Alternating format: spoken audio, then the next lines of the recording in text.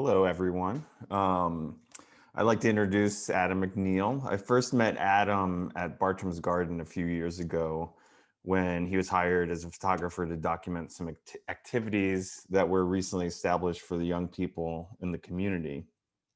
From seeing his photography, I knew I wanted to continue to work with him. And from that creative spark to some other photo jobs and things relating to Bartram's Garden, we actually became friends. And Adam's a man of drive, determination, and pure grit. And I've been fascinated by all the work that he's been doing in the community. And cut to now, Adam McNeil is the president of a grassroots nonprofit organization called Sister Talk PHL. And they are currently in the midst of creating significant change here in Philadelphia with a mission to support women and children. They have a community initiative starting back up to take place this year from September through Thanksgiving, where they will provide free laundry services or wash days twice a month throughout the city of Philadelphia, support single mothers in need with care packages, diapers, cribs, car seats, and other essentials that mothers need. Sister Talk was created from the daring idea supporting mothers and families in Philadelphia that really could use a little lift.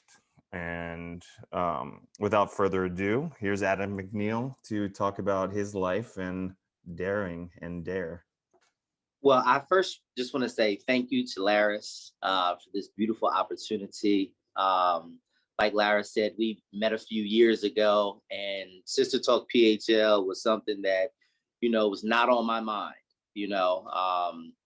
I did do organization work, I did do community work, but it wasn't to no specific extent. My thing was trying to create a photography career for myself, and in struggling, with reentry and just trying to find my way in this world, coming across Mr. Lara said, his openness to, allow me into Bartram's Garden space, give me an opportunity to make a couple dollars and, allow me to, network, help me significantly, beyond belief. And when I'm up there at Bartram's Garden and I see pictures that I have taken, and it's just like, it's beautiful, and I can always, rest on that. So I thank you for those beautiful opportunities. I thank you for this opportunity. And I thank you to everybody else that's on the cast this morning, Justin, Keenan, and Laura for, being here this morning and allowing me this space today.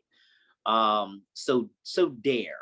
When I first heard about this topic, it took me straight back to my childhood, truth or dare, or I triple dog dare you to do something, and as kids growing up, what do we often do? We want to take the hardest dares, I dare you to jump off that third step, it's high, and we're going to do it because we're kids and we like that risk and we like that challenge.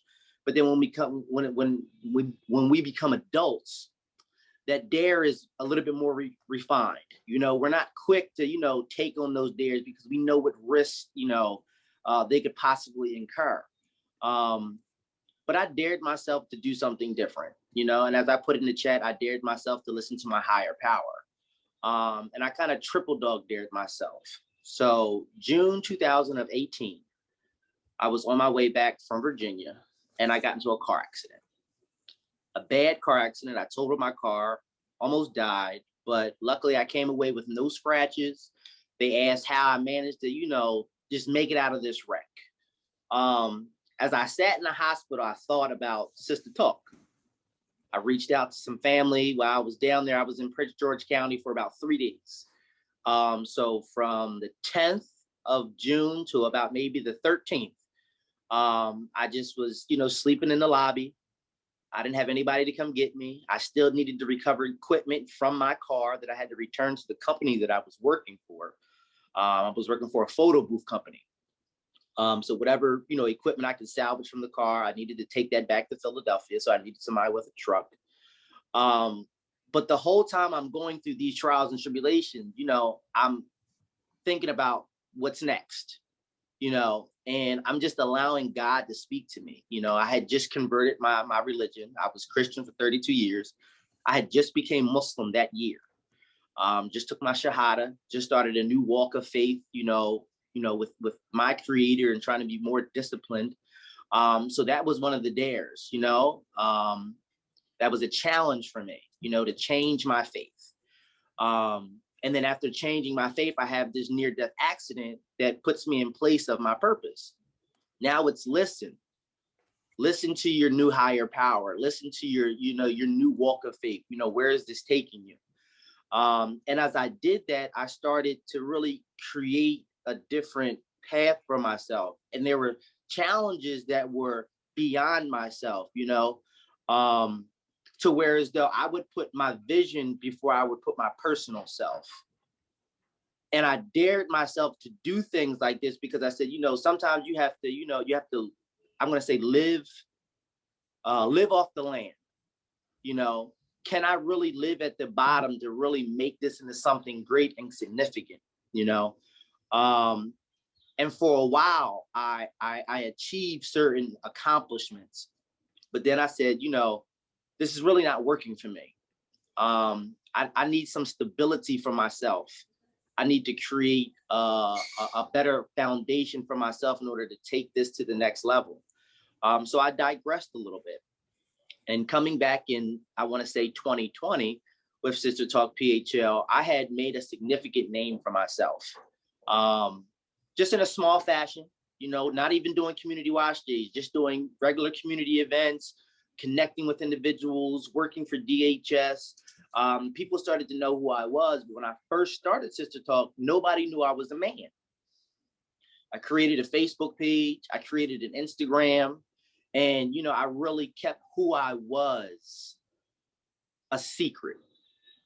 Not because I was trying to be, I don't know the word to use, sneaky or anything like that, but I just didn't think that Black women would receive a Black man trying to do something for them without anything in return, if that makes any sense. So I dared myself to get past that. You have to look past how certain people are going to look at this, and you have to think about the greater picture. So I thought about the greater picture. And a lot of people, as they found out that I was a man, they began to receive me. And as I had conversations with individuals and I let them know, I said, I just want to be different. I want to be the catalyst that, changes the narrative where we as Black men support our Black women and our children within our community, So I asked myself, how can I be really different? How can I step outside of the box with what I already created? And that's what the dare is always going to be. I'm daring myself every day to be different.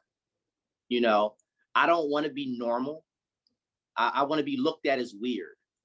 I want to have those weird visions that, seem, unrealistic and, unobtainable to certain individuals. I want to dare myself to think bigger, because once you have those bigger thoughts, you can create a universe, or you can create energy that will bring all of that to you.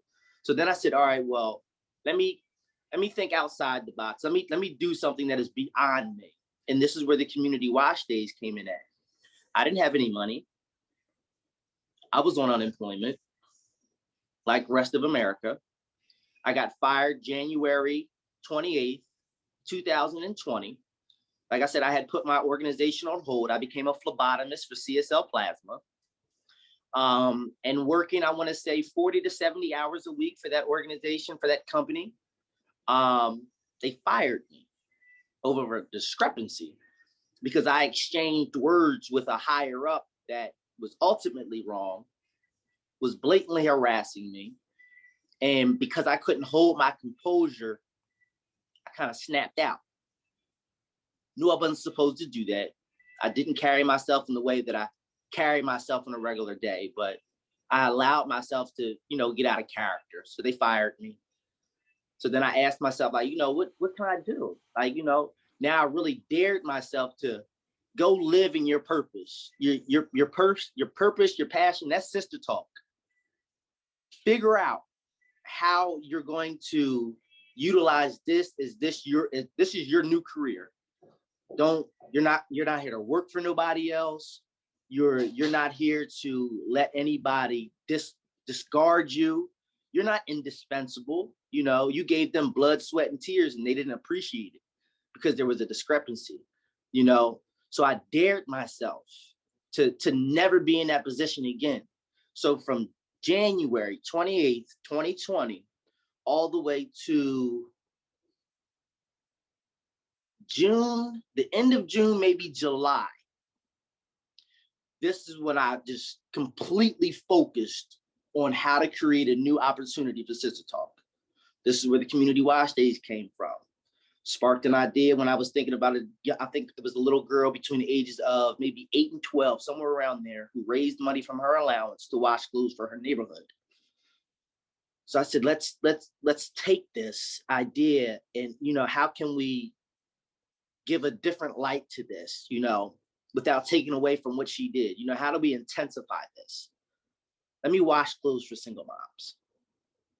Let me find out how I can connect mothers in need to immediate resources where they can feel that there is no pressure to, you know, get resources, or there's no shame in getting resources because you're at the laundromat.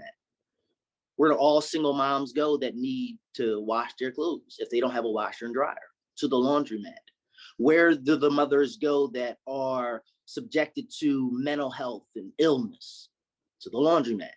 Where do mothers go that are on drugs and are undergoing domestic violence? They go to the laundromat, you know. So where do we meet these mothers at? The laundromat. Meet them where they're all together at.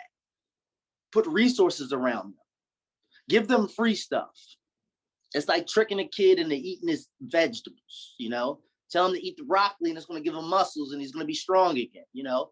Well, hey, listen, if you come here, you get this free laundry service, you get these free diapers, you get these free care packages, you get this free food. But before you get all this, go grab a bite to eat and then walk around and check out these resources. Tell me what you've gotten for yourself and for your family at the end of the day. Come put your clothes in the dryer. Come get your diapers. And now you've left with something more than just free items, you know? So I don't know if you would consider that a dare, but my consideration of that is daring my organization to do something different. We see a lot of imitation, and that's fine. You know, we have a book bag drive in West Philadelphia. We have a book bag drive in North Philadelphia, Germantown, wherever. And then it's times 10 in that community. So we got 30 book bag drives in West Philly, 30 in North Philly. I don't want to do a book bag drive. I've done them, but it's time for us to do something different that is more edifying. My thing is, if I'm going to do a book bag drive, you got to sign up. You got to sign up a month, 2 months in advance, and you have to be on this Zoom call. So all right, so we need to have 100 moms on this because you guys signed up for this book bag drive. But with this book bag drive, we're giving you a laptop, but you've signed up a month and a half away. But now you're on these Zoom meetings and we're clocking you. Yeah, they signed in, you know, and I just was trying to figure out how my organization could, you know, be different and do different things and, you know, provide different results. So moving into the community wash day, it was a process that I felt would connect families immediately to resources. So I want to say between June and July, because August 6th was the very first community wash day. This was done at 4J Laundromat in West Philadelphia. In South Philadelphia on 7th and Wolf. And Mr. Jose is the owner, Mr. Juan, I'm sorry. Mr. Juan is the owner of 4J Laundromat. So I want to say around July, I was scouting laundromats. This was another dare. How do you go into these laundromats and tell them that you want to wash clothes and you want to, you know, rent their laundromat out? So I said, you know, let me just start. Hey, sir, excuse me, I want to rent your laundromat for the day. And he just looked at me, he said, what? I said, I would like to rent your laundromat for the day. I have unemployment money that I want to spend. It's burning a hole in my pocket. I want to wash clothes for moms in the city, all over the place. Everybody's telling me no. And I'm just trying to bring money to your laundromats. And this is frustrating. and this is going to be the last laundromat for the day, and I'm going home. This is how I was talking to Mr. Juan. So he said, young man. He said, you just calm down. What is it that you want to do? I said, okay, I would like to rent out your laundromat from 12 to 4 p.m. I would like to wash clothes for single moms. I would like to give them diapers, care packages, and we would like to give them catered food. And I would like to bring some community resources here so that way we can provide services to the family. I said, I love it. What you need from me? I just need you to say yes to me coming here. He said, yes. Do you need anything else? Can I use the parking lot?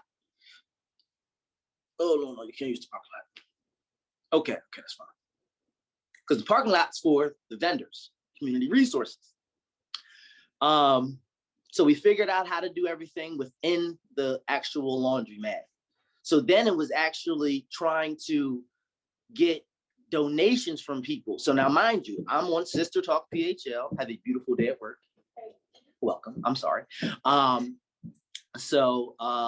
It went from me getting donations from strangers. So now, mind you, I created this Sister Talk PHL page. I created this Sister Talk Instagram, all in June. I think I created the page.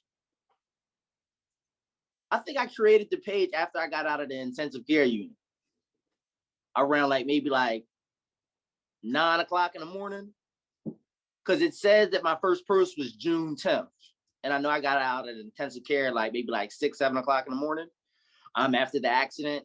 But I was just thinking about it, and so anyway, I lost my train of thought. I'm sorry. So I made all of these Instagrams and everything like that. So now I'm reaching out to everybody. Thank you for that. Now I'm reaching out to everybody, and I'm a complete stranger. Hey, listen, I got this community wash day booked in August 6th, and I'm trying to wash clothes for all these moms in South Philadelphia. Do you think that you can help me with some diapers or some care packages? And people were just like, oh my God, Queen, this is such a beautiful thing. Oh, sister power. Yeah, I'm for it. And I want to say I had about maybe 300 to 500 followers within maybe 2 to 3 weeks between Sister Talk Facebook and Sister Talk Instagram. So people were just reaching out. And at this point, I have a large following of individuals, and I want them to know what's going on. I had just went viral. Erie Ave, there was a protest sometime in the summer. And I think we had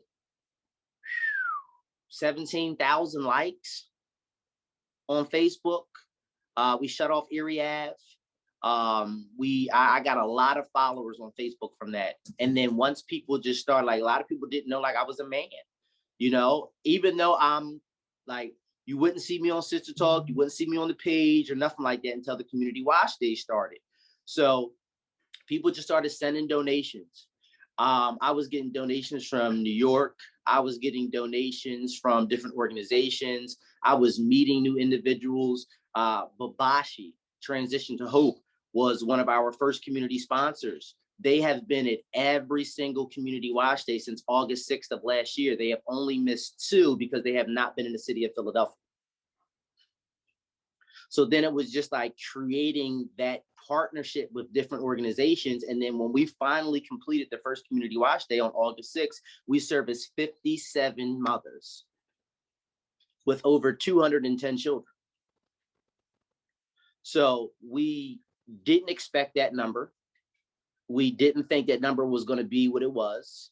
And then we just dared ourselves to keep our number at 50 every single month, so we did 2. So I did 2 August, 2 September, 2 in October. And then I think we did 1 in November. And then we gave away a washer and dryer. We gave away refrigerators. And we just did a lot of stuff. So every month it was a dare, because I'm gonna be honest with y'all, I had no money. I was frustrated. I had no car. I had just friends and family that were helping me. Yo, listen, I need to use your car. I didn't have no license. Yo, listen, can you help me rent this U-Haul truck? And it was just a constant, like, like, I dare you to give up, bro. Like, I dare you to give up. I wish you would. It'd be nights that I'm in a U-Haul truck at 3 o'clock in the morning in the apartment complex, and I'm putting together care packages. I got the U-Haul truck blocking like 4 parking spots. I got the truck open. I got boxes. I got hundreds of bags from the dollar store. I got all types of, baskets lined up in the parking lot. And I would see people just looking at me 2-3 o'clock in the morning, like, what is this bull doing? Like, he's weird. Like, what is he doing? Like, I know people was just watching me thinking, what the hell, what is he doing? But I was just saying, like, I dare you to give up. I don't care if you don't have any help, bro. This is your vision. This is what you want to do. So you got to put the work in. You can't ask nobody to put this type of work in. You didn't know that this was going to be the type of work that needed to be put into this mission. I didn't know that until I found myself in the locker 2-3 o'clock in the morning by myself, or with a friend, with one of my homies. I would say Mike. He came to my first community wash day. The gentleman, he just actually turned 45 on the 12th. Yes, my friend just turned 45 on the 12th. My friend Mike, he actually came to my first community wash day, August 6th. He was walking around South Philly looking for a job. And he asked what was going on. He asked for some food. He came and he got a plate. And then after that, he's been my right-hand man ever since. So, in time, like, I was giving people to help with this mission. And I've just invested so much, but it's always, I dare you to give up. That's always been the thing that I've said in the back of my mind. I dare you to give up. You work too hard to give up.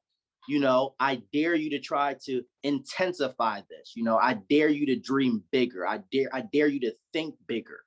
There's a lot of things, there's a lot of places that I fall short.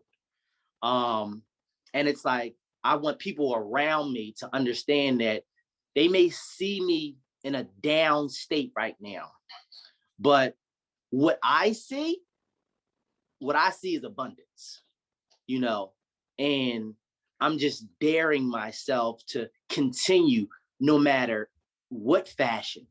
You can fight from the trenches just like you can fight from the penthouse, but the fight is different. When you're in the trenches, you have to have a little bit more resilience. You have to have a little bit more hope. You have to dare yourself. Like I dare myself to do something better with my life, and we're not making those dares. I'm not saying that we're not challenging ourselves. When I say we're not, I'm speaking about young Black men at this time. We're not daring ourselves to do anything different. We are accepting whatever situations that we have. We're seeing it in the city. And I just dare that everybody is different. And I don't know what my program can do for people. I know that it's helped people significantly. I have recently shut down. I have recently shut down because I'm running into a wall on faith, and I don't know if anybody understands that, but when they say faith without works is dead. Just because you have faith in something and you have the ability to work that faith out doesn't necessarily mean that it's going to happen right now. And when they say walk in faith, I run in faith. So I have an idea. I think that, I'm just running with it. It may not come the way that it's supposed to look, but it's like I'm misusing faith, if that makes any sense. I have to be more steadfast, and I have to be more careful in my faith walks. Just because he's given me the faith to do it doesn't mean that it's going to get done next week. This might be a process. but I'm trying to expedite the process. So I'm daring myself also to slow down. I dare you to slow down and take a break. I dare you to take a break, bro. But it's, for me, honestly, going back to the organization, I just want my organization to have a different light. You know, I don't want that different light to overshadow anybody. I just want that. I want my organization to be a lighthouse. You know, we're covered in so much darkness and so many storms and everything like that. There's always that lighthouse that brings you back in, you know, and I want us to be that lighthouse.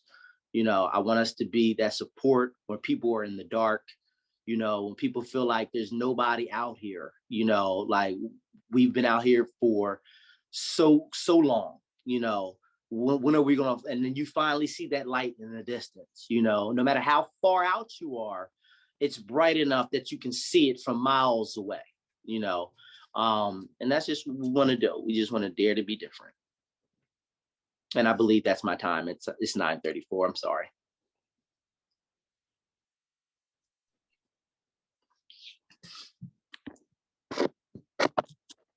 That was perfect. You can take as long as you want if you're going to keep talking like that. Well, I appreciate you. Thank you so much. But I do have a dare, and I'll leave it at this, you know.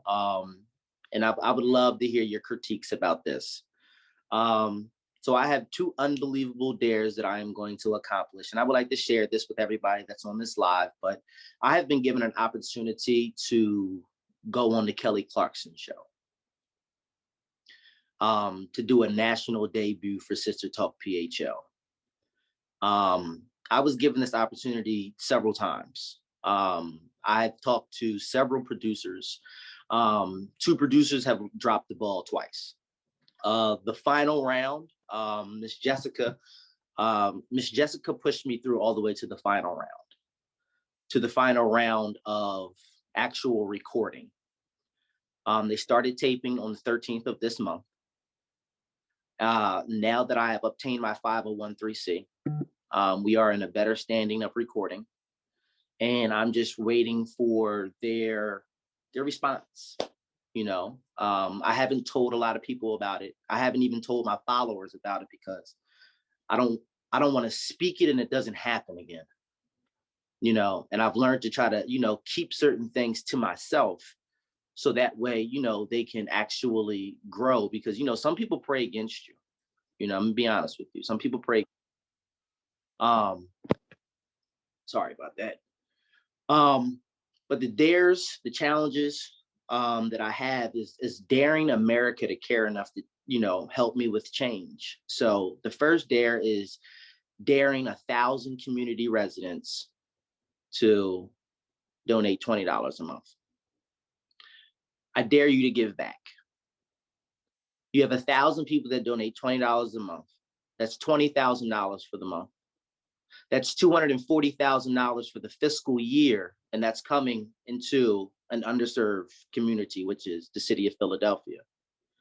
Now you have 1,000 invested residents that, you know, don't believe that $20 is a lot of money to, you know, put towards actual change that they see on a daily basis. Using that funding, I want to be able, you know, I've already broken it down, but that's the dare. You know, I could get into the specifics of the breakdown of the money and all that. Like I've done that. But that's my dare. You know, I want to dare 1,000 people to donate $20 a month to help me with change, because change takes money and change takes support, you know.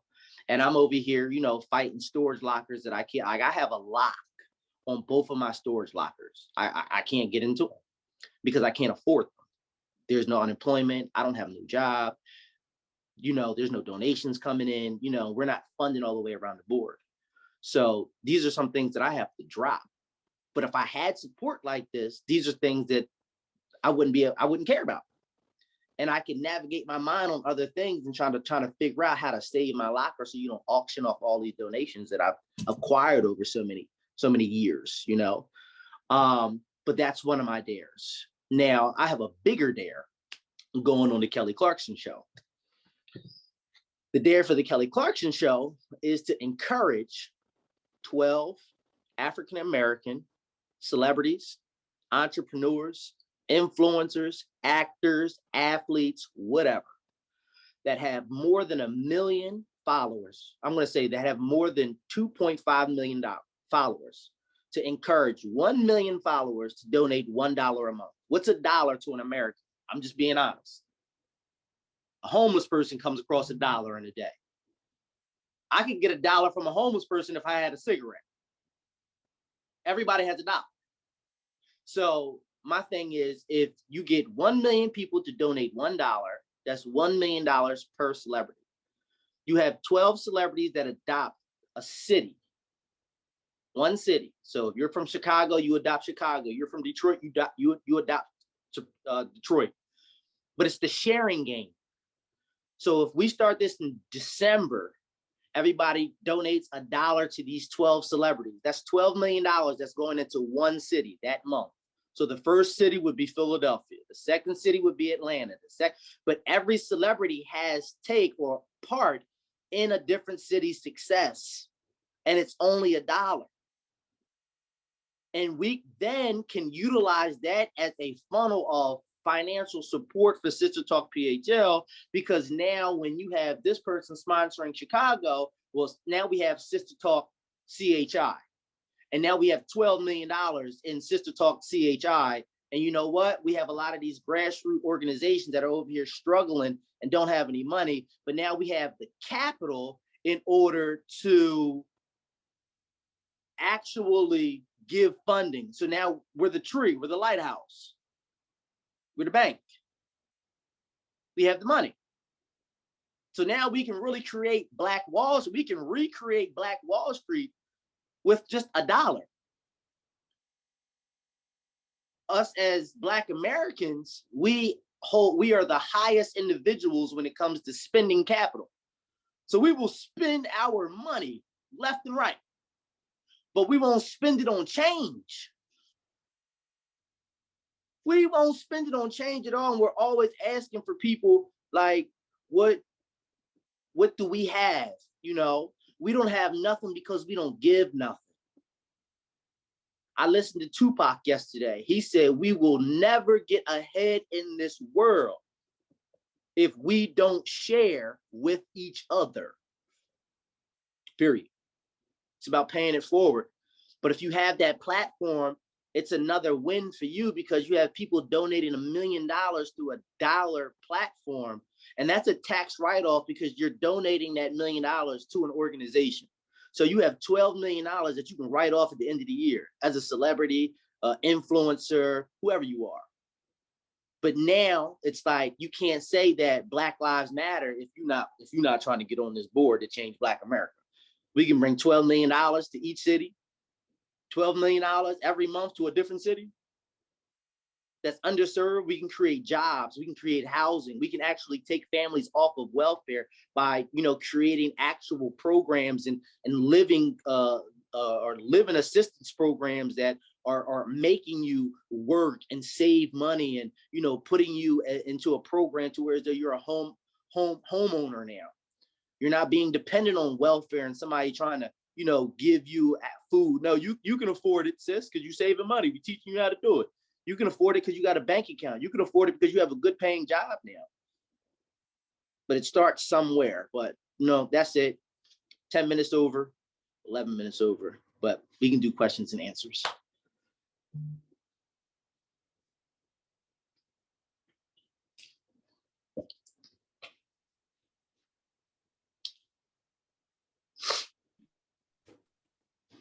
Wow. Adam, my name's Rose. I just wanted to say thank you.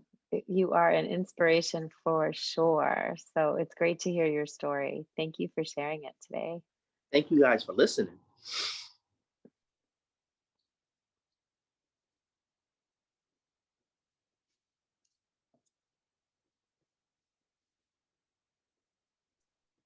I'm putting the donation link up, by the way, in the chat for Sister Talk. If anyone is feeling inspired and motivated, there's your link. Oh, well, thank you. I didn't even know that went in there. I appreciate you.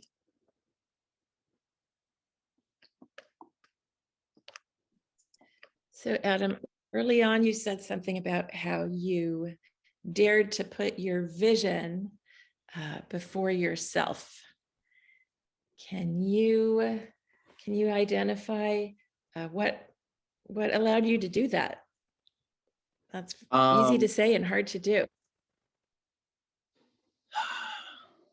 Like I said, my dare was, I'm gonna say my dare was believing in God, right? And I all I can say is I see it. That I just like you see this picture right here, just like you see this clear as day, like I still see that without that being there, if that makes sense. Like I see it. And it's like I know people will never see what I see, but it's like I could be broke for days because I see it. And it's like, this is just a moment for me, so that's how I was able to do that, like, because it's like, I see my vision. It's like, I'm walking in a different sense in my life. I don't know if I'm explaining it right, or, if you can even explain something like that right. But I just see it, I see everything that I'm going to have because I'm listening. And it's just that's just a connection with my higher power, with my God. It's just like I see it. So it's like I'm not worried about it. So I was able to put my vision in front of me because I knew that I would be covered on the back end. I may not know when I was going to be covered on the back end, but I'll be covered on the back end, if that makes any sense. And he always showing up. So that's the best way I can answer that question.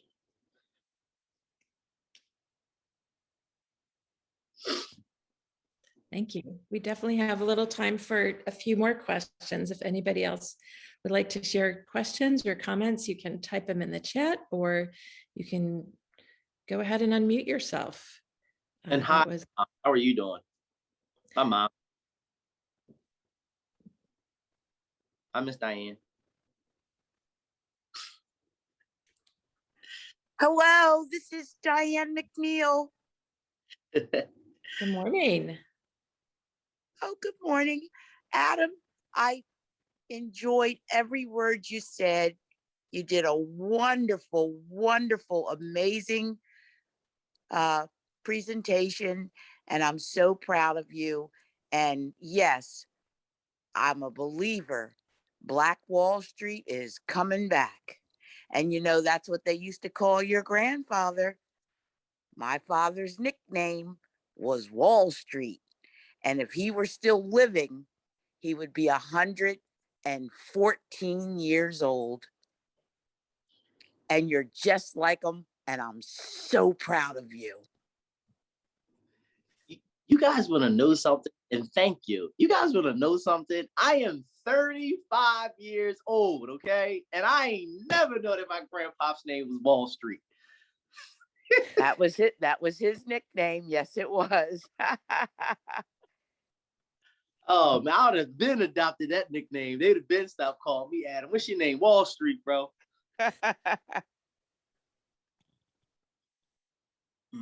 But thank you for that. I definitely appreciate it. And I'm just, I want to be, I know my mother appreciates me. I know she loves me. I know she loves all the work that I do. My goal, honestly, is to just make sure that she's cool, long term, and even if it's not present today. Thank you, Jamie. You have a beautiful day.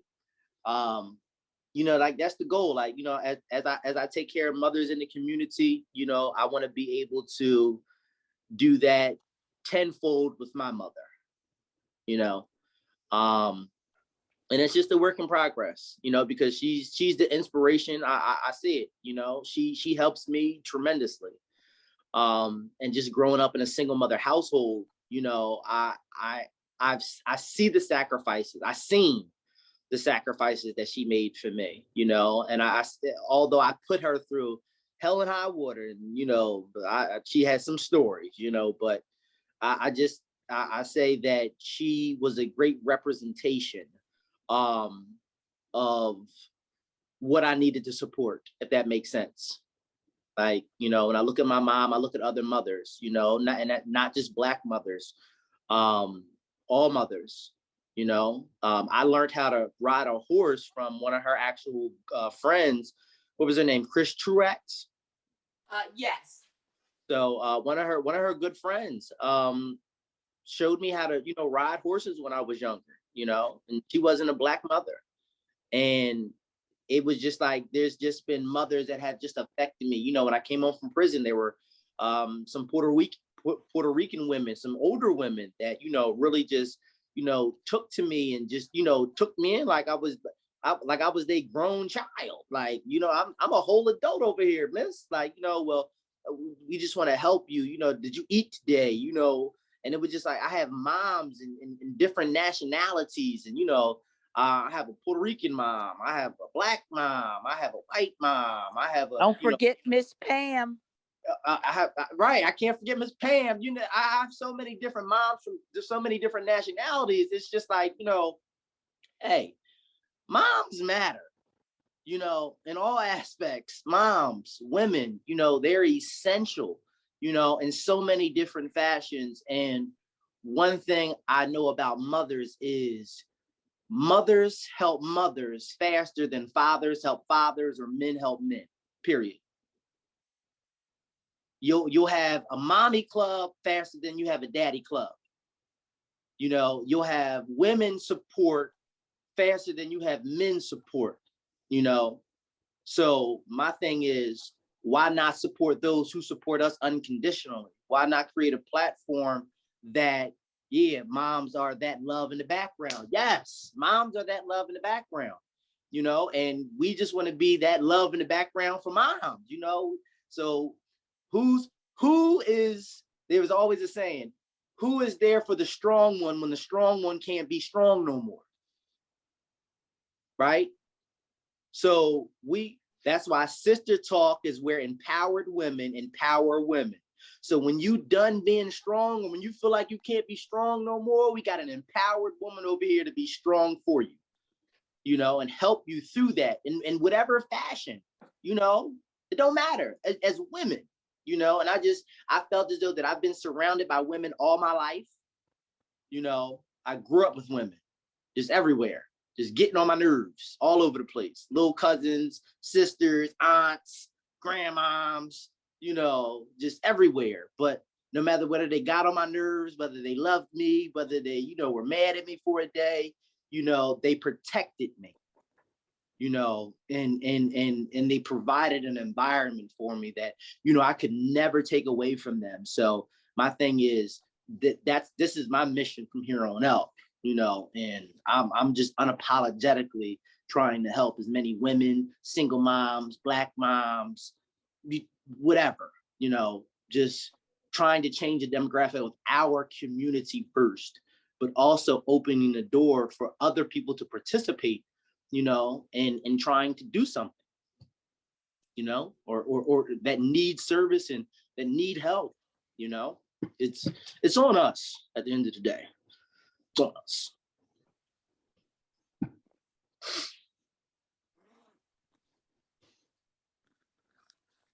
Well, it's extraordinary the way that you identified a challenge, identified the correct next actions, the ones you could do, the ones that were really hard for you to do.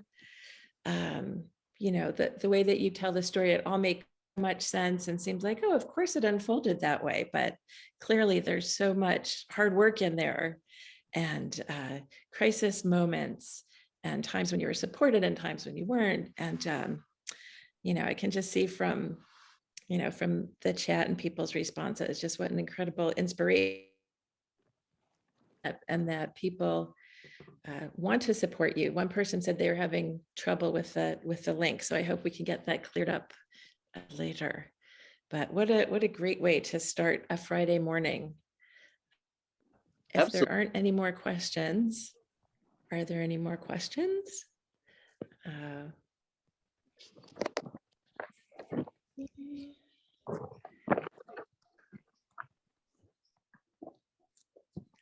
We will let you go.